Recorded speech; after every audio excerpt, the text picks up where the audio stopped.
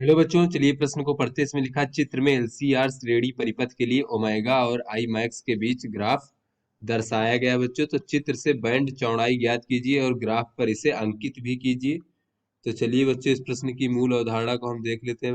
बच्चों इस प्रश्न की मूल अवधारणा में हम देख लेते हैं कि बैंड चौड़ाई क्या चीज होती है। बच्चों तो बैंड चौड़ाई जो होती है बच्चों, आवृत्ति का, जो बच्चों धारा की आवृत्ति है, आवृत्ति का वह परास होता है, यानी उसकी जो सीमा है बच्चों, परास होती है, जिस पर जो धारा का परिमाण है बच्चों, धारा का परिमाण, यानी कि बच्चों आई एम, ये जो है बच्चों, इसका मान किसके बराबर हो बच्चों, जो आई अधिकतम हो बच्चों, यानी आई नॉट।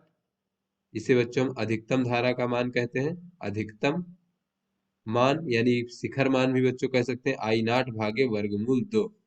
यानी बच्चों ये हमारा जो है, ये हमारा आई आर एम एस के बराबर होता है बच्चों, यानी कि वर्ग माध्य मूल मान, यानी कि जो धारा का परिमाण है, जहां पर वर्ग माध्य मूल मान होता है बच्चों, उसके बीच में जो आवृत्ति का परास होता है, वही हमारा बैंड चौड़ाई कहलाता है। तो चलिए बच्चों, इस प्रश्न को हल करते हैं।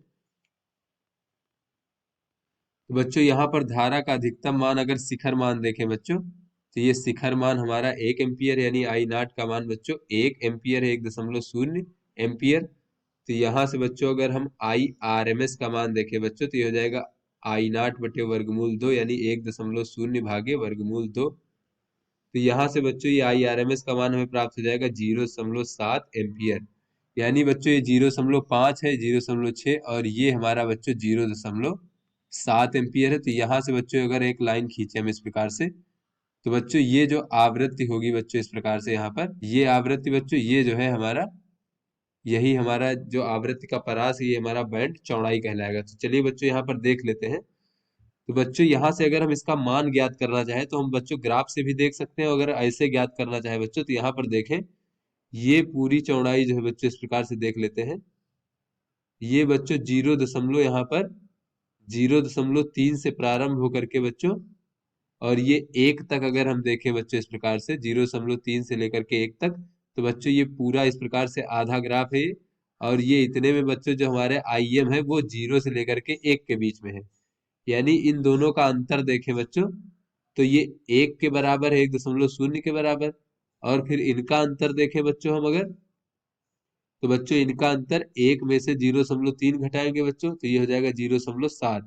यानी बच्चों ये हमारा धारा आई एम है, और ये हमारा ओमेगा है बच्चों, इस प्रकार से। तो यहाँ से देखें बच्चों, तो ये 1 एम्पियर धारा जो है किसके बच्चों, 1 एम्पियर का जो बैंड है बच्चों, इस प्रकार से यहाँ पर देख लेते हैं, ये 0.7 के बराबर है। तो यहाँ से बच्चों 0.1 किसके बराबर होगा बच्चों, 0.07 के बराबर होगा। फिर यहाँ से देख लेते हैं कि 0.7 एम्पियर धारा कितने के बराबर होगा, तो ये बच्चों इधर भी हम 7 से गुणा कर देंगे, तो ये हो जाएगा 0.49। तो इसको बच्चों लगभग कह सकते हैं 0.5। तो यहाँ से बच्चों अगर हम 0.5 देखें, तो बच्चों यहाँ पर ये हमारा 1 हो जाएगा, 0.1 इस प्रकार से। फिर ये हमारा 2, फिर ये 3, और ये 4, और ये हमारा 5 इस प्रकार से हो जाएगा। तो बच्चों ये हमारा बैंड जो है यहाँ पर बच्चों प्राप्त होगा पहला, और इसका मान बच्चों 0.8 होगा इस प्रकार से। फिर बच्चों अगला देख लेते हैं बच्चों। तो अगला बच्चों इधर से हमारा 0.5 इधर से होगा बच्चों इस प्रकार से। तो बच्चों ये हमारा 1, ये 2, ये 3 है बच्चों। यहाँ पर देख लेते हैं, ये बच्चों हमारा 1 हो गया, ये 2, ये 0.3, 0.4, और ये हमारा बच्चों 0.5 होगा, ये वाला। तो बच्चों यहाँ पर ये इस प्रकार से हो जाएगा। तो बच्चों इस प्रकार से अगर हम प्रदर्शित करें बच्चों, तो यहाँ पर इसको सब मिटा देते हैं बच्चों, और हमारा जो बच्चों ये आवृत्ति का परास हो जाएगा बच्चों, ये इस प्रकार से हो जाएगा, 0.8 से लेकर के बच्चों ये 1.2 तक। तो बच्चों यहाँ पर देख लेते हैं बैंड चौड़ाई कितनी हो जाएगी बच्चों। बैंड चौड़ाई, तो बच्चों ये 0.8 से 1.2 रेडियन पर सेकंड के बीच में बच्चों ये जो धारा का मान है, ये हमारा बच्चों वर्ग माध्य मूल यानी 0.7 एम्पियर से अधिक है।